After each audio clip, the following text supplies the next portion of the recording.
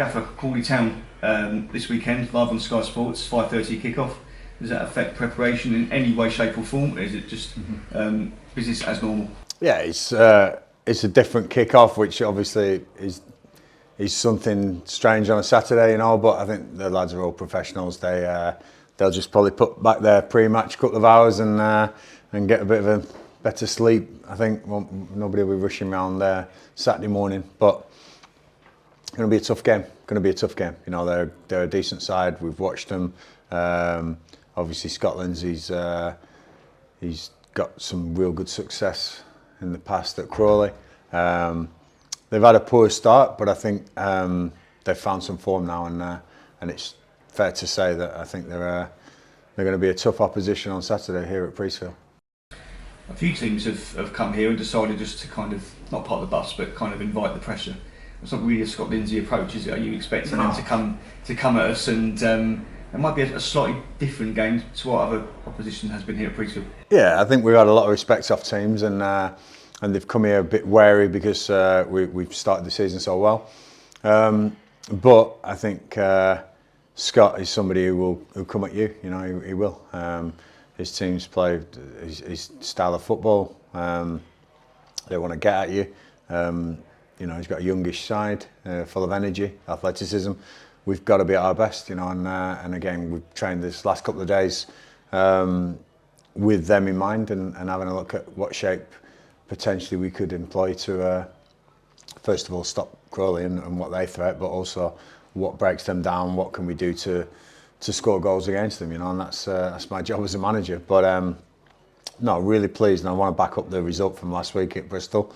It'll be nice. Back-to-back's always good in the league, but in no way or shape or form am I thinking this is going to be an easy game. It'll be a tough game. There's a little bit extra on it, with a few of our staff came from Crawley, and Scotland's is local to the area, and there's a bit of a mix-up in there. So it's quite a localish derby as well. So it's going to be tough, without a doubt. But I believe in my boys. I think we've got a great spirit amongst us. I think we've got some real good match winners, and we're solid. Defensively, I'm very proud of where we are. But it's another game. There's no easy games in this league. Just a bit of housekeeping. Who potentially comes back into the mix? Is Armani Little due? Ewan Williams, perhaps? I know Gareth McClear and Johnny Smith were back in the squad last week. Is it kind of same again squad-wise? Yeah, same again. Almost. I think we've probably got one or maybe two new faces who could potentially make the squad. Armani not far away at all now, and Johnny Williams not far away at all. So both of them two probably come back into contention. Ewan, unfortunately, he just had a little bit of a setback, so he's going to be out for a couple more weeks at least. So we'll watch that one, and he's going to be like a new signing in January. Ewan, he's and Connor, both of those two, probably you're looking at closer to Christmas than this side of November, and I think patience for both of them too is nice. I don't want everyone thinking, they're coming back quick, not putting any pressure on them. Ewan had a nasty injury with his shoulder, and I know that when you get back, he's got to get the rest of his body up to speed now as well. And he's been tough for him. He's been without contact for so long, and contact really gets you match fitness, gets you back in the groove. So he's got to do plenty of that. And Connor obviously was in a boot and on crutches for a while, and I know as well as anyone that can be a tough one. You've got to build your calf back up, build your strength back up again. So those two definitely out, but everyone else I'd say is in contention. Gareth, thank you very much. Ben, all yours.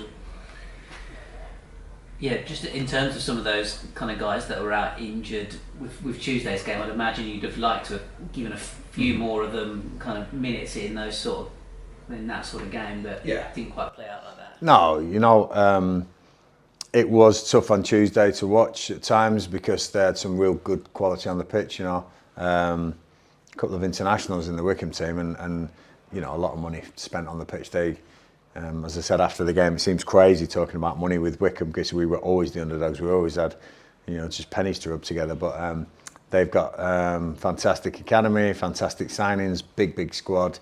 And they have Championship and probably Premier League ambitions now. So. It was tough because the likes of, Mastersons and Ewan Williams and Armani's and Nevitts and people like that, would have all featured, you know, but they couldn't, and Lenny as well, you know, getting his red card. So we probably could have strengthened our squad a little bit, but whether it would have made a difference, I don't know. But fair play to our young boys, you know, really stood up, and I've seen score lines in that competition of 6s and 7s, and we didn't succumb to one of those, which was great. 3 was tough to take, but you know, I'm proud of them all. Always will be. You know, that's my job. But yeah, we'll gracefully bow out of that competition now and focus on our league campaign.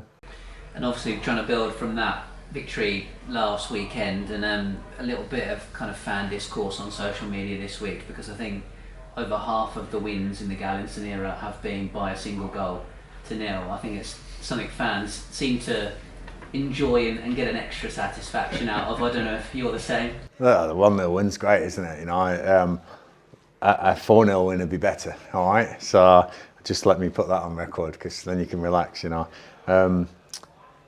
listen, I think it shows how tight the league's getting as well. You know, it'd be interesting to go across the board of goals scored. You know, what I do know is we have a very mean defence. You know, we're very high on the defensive stats, which is really good, and I'm really proud of. And when I walked through the door 8 months ago, I was told that this club struggled to score goals. I'm not sure, barring maybe 1 or 2 goals, 2 games. I think they've scored in every single game that I've been in charge, and so I'm proud of that as well. You know, really am. I'm sure the fans will take 1-0s from now to the rest of the season if it gets a success. But it's always nice to 2s and 3s and 4s.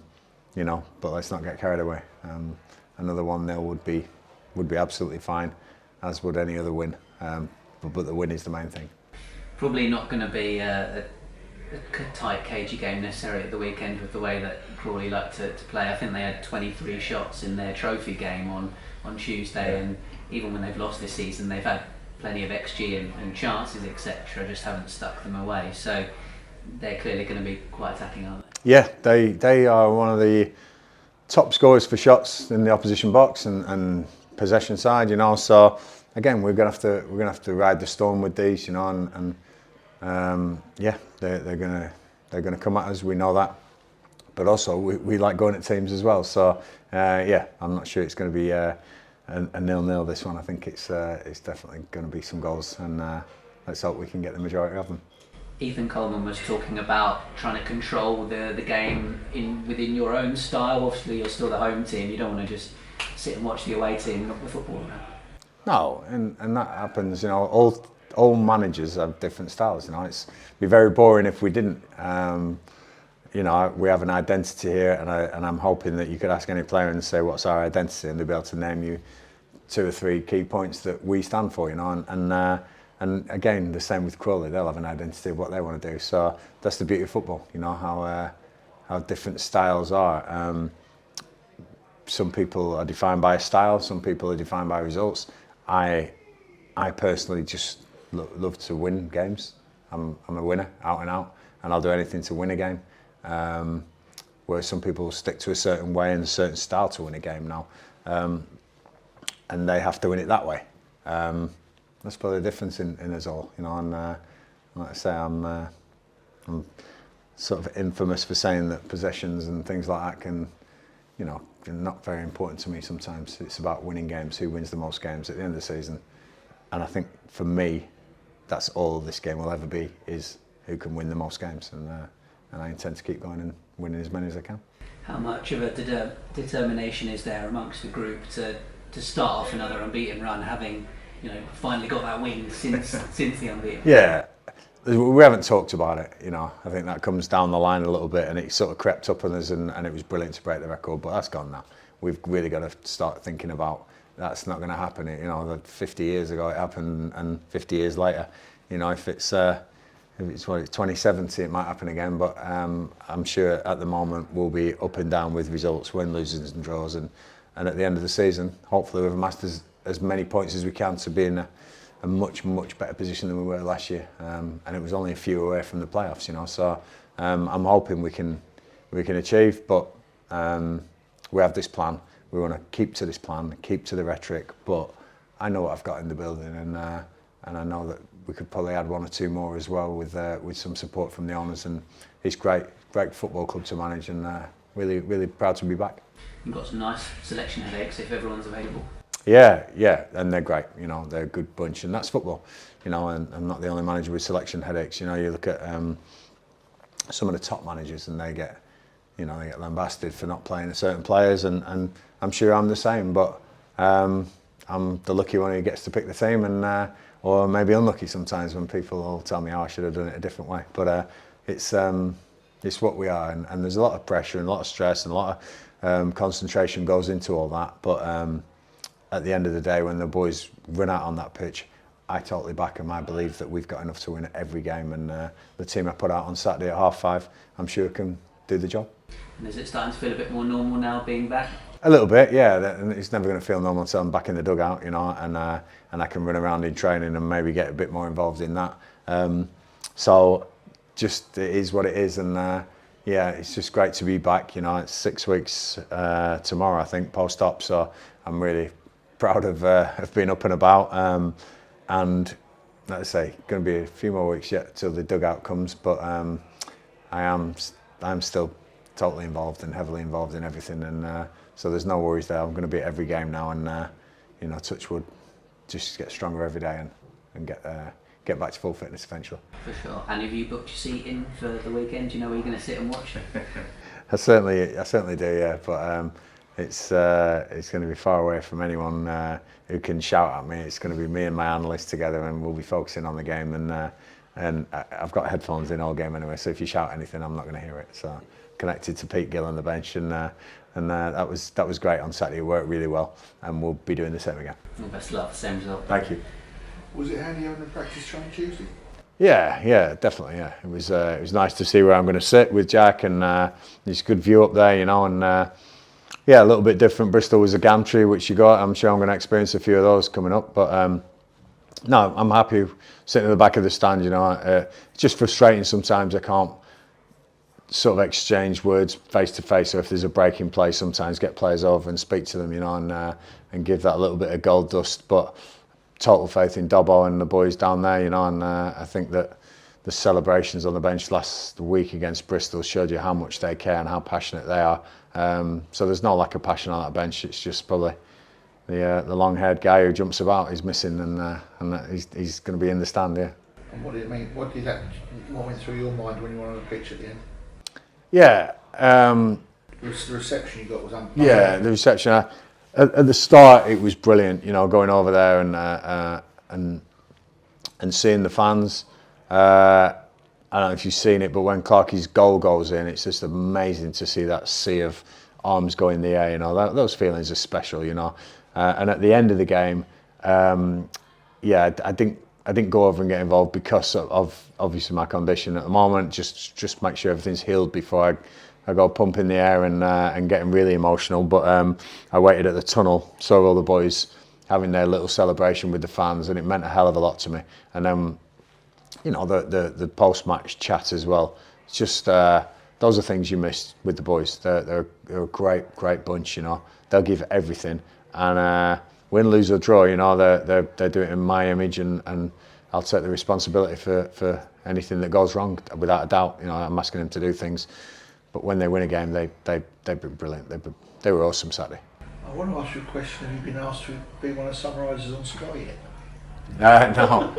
I had to cancel one. So I was booked in as well, a Port Vale game. But no, not yet. So I'll definitely be back on the TV soon. I think I missed a trick for Saturday, didn't I? Yeah, they missed a trick. But no, it was yeah,